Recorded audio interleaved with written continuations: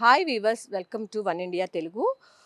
సాధారణంగా ఇప్పటివరకు మనం కొడుకులు తండ్రులని ఇంటి నుంచి గంటేసిన ఆహ్, ఘటనలు చాలానే మనం చూసాం. కానీ ఇక్కడ మనం విచిత్రంగా సికింద్రాబాద్‌లో ఈ ఘటన చోటు చేసుకుంది.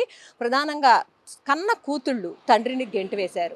అయితే అతని పేరు రామలింగము, భాగ్యలక్ష్మి, ఝాన్సీ అనేది వాళ్ళిద్దరి కూతుర్ల పేర్లనమాట. వీళ్ళు ఆ రామలింగం అనే వ్యక్తి ప్రభుత్వ ఉద్యోగం చేసి రిటైర్ అయ్యారు. రిటైర్ అయిన తర్వాత ఆయనకొచ్చినటువంటి డబ్బులతో మారేడుపల్లిలో 130 గజాల స్థలాన్ని కూడా కొని ఇద్దరు కూతుర్లకు కూడా ఆయన ఇవ్వటం జరిగింది.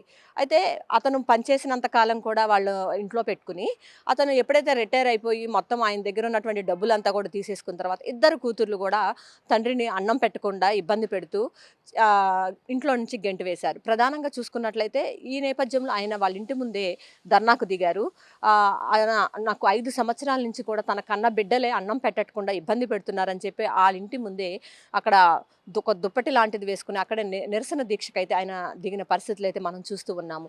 నిజంగా కంటికి రెప్పలాగా చూడాలి తండ్రిని. ఎందుకంటే ఈరోజు వాళ్ళు ఆ స్థాయిలో ఉన్నారంటే తన తండ్రి చేసినటువంటి కాయా కష్టమే. కానీ దానిని కూడా మర్చిపోయి కన్న బిడ్డలు కూతుళ్ళు ఈ విధంగా తండ్రిని బయటకు గెంటేసిన విధానం ఏదైతే ఉందో అక్కడ ఉన్నటువంటి స్థానికుల మనసులనైతే కలిచివేసింది. వాళ్ళే ఆ స్థానికంగా ఉన్నటువంటి ప్రజలే ఆళ్ళని చేరదీసి ఆయనకి ఒక ముద్ద అయితే పెడుతున్న పరిస్థితి అయితే కనిపిస్తా ఉంది. సికింద్రాబాద్‌లో అయితే ఘటన చోటు చేసుకుంది.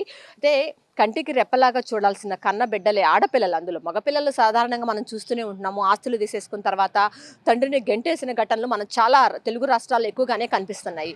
కానీ కన్న ఆడపిల్లలు అయ్యుండి కూడా ఒక సొంత తండ్రిని కంటికి రెప్పలాగా చూసుకోవాలి అనే ఆలోచన కూడా లేకుండా అన్నం పెట్టకుండా 5 సంవత్సరాల నుంచి తనకు అన్నం కూడా పెట్టకుండా ఇబ్బంది పెడుతున్నారని ఆ తండ్రి ఆవేదన వ్యక్తం చేస్తున్నాడంటే తనని ఆ ఇద్దరు ఆడపిల్లలు కూడా ఎంతగా మానసిక క్షోభకు పెట్టుంటారో మనం అర్థం చేసుకోవచ్చు. అయితే ఇలాంటి ఘటనలనేది చూసినప్పుడు సభ్య సమాజం అంతా కూడా తలదించుకోవాల్సిన పరిస్థితి వస్తుంది. ఎందుకంటే ఎంతో కష్టపడి చిన్నప్పటి నుంచి కూడా ఎంతో గారాబంగా అల్లారు ముద్దుగా పెంచినటువంటి సొంత బిడ్డలే ఇలా తల్లిదండ్రులను ఇట్లా గెంటివేసే విధానం ఏదైతే ఉందో అది సమర్థనీయం కాదని చెప్పి అందరూ కూడా చెప్తూ ఉన్నారు. ఇలాంటి ఘటనలు పునరావృతం కాకుండా తగిన చర్యలు తీసుకోవాలని కూడా సూచిస్తున్నారు. ఇది కూడా ఉన్న పరిస్థితి. కెమెరా పర్సన్ వెంకట్‌తో Lakshmi, Oneindia news Telugu, Vijayawada.